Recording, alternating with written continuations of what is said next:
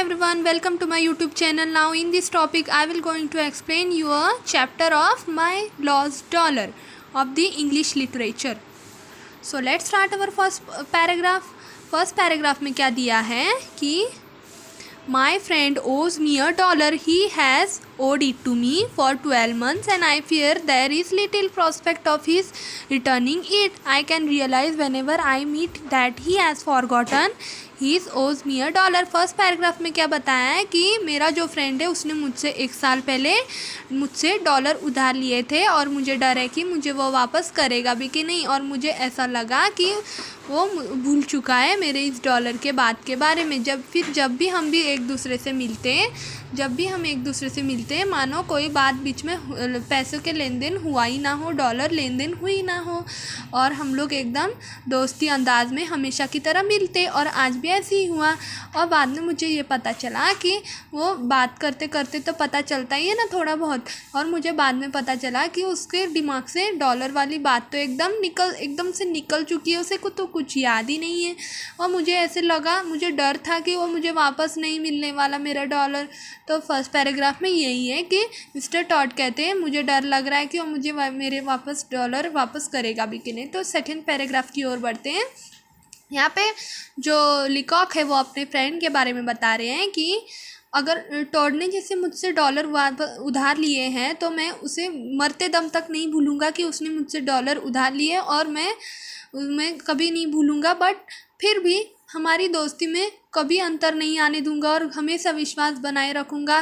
Friendship हमेशा पहले जैसी ही मेंटेन रहेगी और यहाँ पे कोई अंतर नहीं आने वाला। पर फिर भी मैं अपने पूर्ण जीवन में कभी ये नहीं भूलूंगा कि मेरे दोस्त ने मुझसे डॉलर उधार लिया और उसने मुझे अब तक मेरे डॉलर वापस नहीं दिए।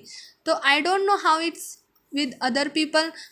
मुझे लगता है कि मुझे नहीं पता कि दूसरे लोगों के साथ कैसे होता होगा, पर फिर भी अगर किसी ने मुझसे डॉलर उधार लिए, मैंने अगर किसी से डॉलर उधार लिए हो और मैंने उसे वापस नहीं दिए हो, ये मानना नहीं है कि मैं भूल गया हूँ। मैं मरते दम तक नहीं भूलूंगा कि मैंने उसके वापस डॉलर नहीं लौटाए हैं। मैं उसे थोड़े थोड़े पाई करके वापस लौटा दूंगा, ग्रेव यानी मरने दम तक। थर्ड पैराग्राफ में बताया गया है, यहाँ पे जो नरेटर है वो अपनी कंडीशन यानी अपनी घटना के बारे में बता रहे हैं कि कब, कैसे, क्यों और किस लिए ये डॉलर वाली घटना घटी। ठीक है, तो अपनी सिचुएशन यानी अपनी घटना को यहाँ पे लेखक जो है नरेटर दर्शाते हैं। तो इसमें यहाँ पे बताया गया है कि टॉड ने पिछले साल 8 अप्रैल को नरेटर से कुछ डॉलर उधार लिए थे जब उसे बरमुडा के लिए निकलना था और टैक्सी के लिए उसके पास छुट्टे नहीं थे पे करने के लिए। तो मिस्टर स्टीफन लिकॉक ने उन्हें लेंट यानी देना, डॉलर उधार देना। तो जो लिकॉक है उन्होंने मिस्टर टॉड को अब उनके मांगे हैं इसलिए दे दिए डॉलर। ठीक है, उन्हें पूछा होगा इसलिए दिया, और सिंपली, और उस वक्त की जो कंडीशन थी इतनी नेचुरल और इतनी सिंपल तरीके से थी कि खुद नरेटर को ये लगा कि उन्हें जैसे वो दे रहे हैं वापस तो उन्हें वापस मिल भी जाएगा ऐसे फ्रैंकली।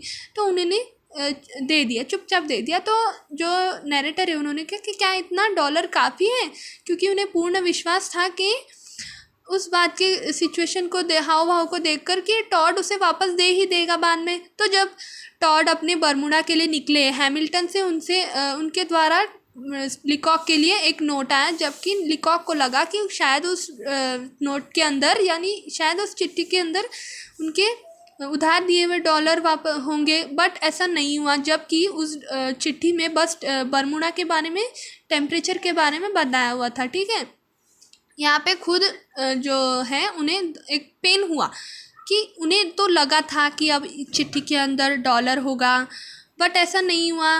ये एक वो हुआ है ना, ठीक है, तो ऐसा नहीं हो पाया। तो ये एक वो मोमेंट था जब उन्हें लगा, बट वो नहीं हो पाया। ठीक है, नेक्स्ट पैराग्राफ में बताया गया है कि जब टॉड 3 हफ्ते बाद बरमुडा से वापस आते हैं तब जो उनके दोस्त थे मिस्टर स्टीफन लीकॉक, वो उन्हें स्टेशन पर पिकअप करने जाते हैं, ये सोचकर नहीं कि उन्हें उनके डॉलर वापस लिए और वो वापस उन्हें लेने हैं, ये सोचकर नहीं, बल्कि वो दिल से उनकी अपने दोस्त यानी मिस्टर टॉड की आदर करते हैं, इसलिए वो उन्हें स्टेशन पर पिकअप करने जाते हैं। I felt him would be too nice see one waiting, तो मुझे उन्हें खुशी हुई कि वो खुद उन्हें स्टेशन पर लेने जा रहे हैं, और उन्हें लगा कि शायद उनके दोस्त भी खुश होंगे कि वो उनके लिए कोई तो रुका है स्टेशन पे लेने के लिए, ठीक है।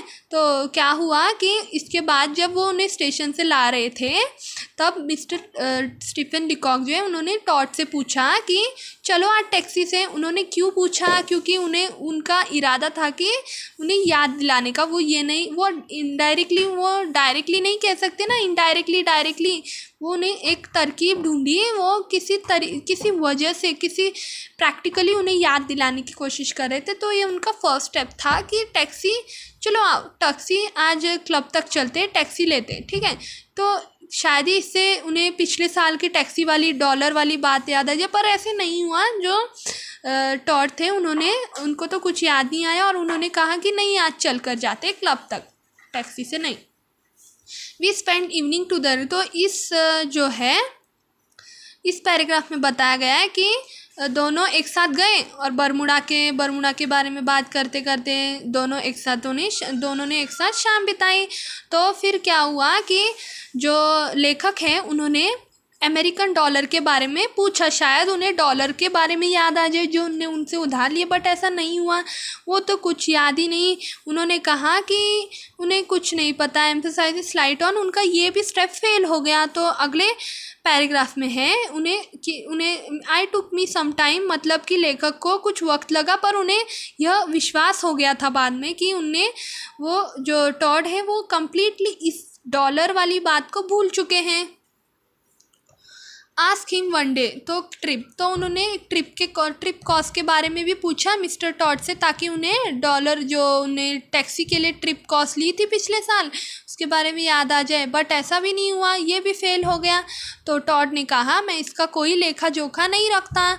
Said that he kept no account, means मैं इसका कोई लेखा जोखा, कोई हिसाब किताब नहीं रखता कि पिछले साल की ट्रिप कॉस्ट क्या थी। मतलब समझ गए थे मिस्टर स्टीफन लीकॉक कि वो इस डॉलर वाली बात को भूल चुके हैं, ठीक है। इन ऑल दिस, तभी भी जो बात हुई डॉलर वाली, जो ग्रज का मतलब है गुस्सा, कोई घृणा भावना की गुस्सा, ठीक है। डिमिनर का मतलब है बिहेवियर, ठीक है। जो लेखक है उन्होंने अपने व्यवहार में कोई बदलाव नहीं लाया और वो चुपचाप अपने मतलब जो है प्रयास करते रहे। और नेक्स्ट पैराग्राफ में है कि दोनों ने एक साथ रात बिताई और पोलैंड, जब जो मिस्टर टॉड है वो पोलैंड के बारे में बात कर रहे थे कि उसने अपनी दोस्त को पैसे वापस नहीं लौटाए, तो एक पल के लिए जब लेखक है उनको लगा कि शायद ये डॉलर उधार लेन देन वाली बात दूसरों के, मतलब जब वो दूसरे बारे में बात कर रहे थे तो शायद इसे याद आ जाए, बट ऐसा भी नहीं हुआ। तो एक पल के लिए उन्हें लगा कि शायद ये पोलैंड के बारे में बात कर रहा है, उसने अपने दोस्त को डॉलर वापस उधार नहीं लिया है, शायद इसे याद आ जाए पिछले साल से कि इसने भी मुझसे ऑलरेडी डॉलर वापस उधार नहीं दिए, ठीक है। तो ऐसा ये भी स्टेप फेल हो गया, ठीक है। तो एक धक्का सा लगा, एक दुख सा हुआ कि कैसे ये सब हो सकता है। मीनवाइल कुछ पल के लिए एक जो नैरेटर है उनको एक बहुत दुख सा हुआ, पेनफुल फीलिंग हुई, ठीक है। जो नेक्स्ट लाइन है उसमें क्या होता है कि अगर जो मिस्टर स्टीफन लीकॉक है उनका कहना है कि अगर कोई खाने पीने या फिर रेस्टोरेंट के लिए मुझसे पैसे मांगे तो मैं दे दूंगा, वो बात अलग है। अगर कोई किसी से टैक्सी या फिर ट्रिप के लिए कॉस्ट मांगता है तो वो बात अलग है, उसमें तो उन्हें वापस कर ही देना चाहिए।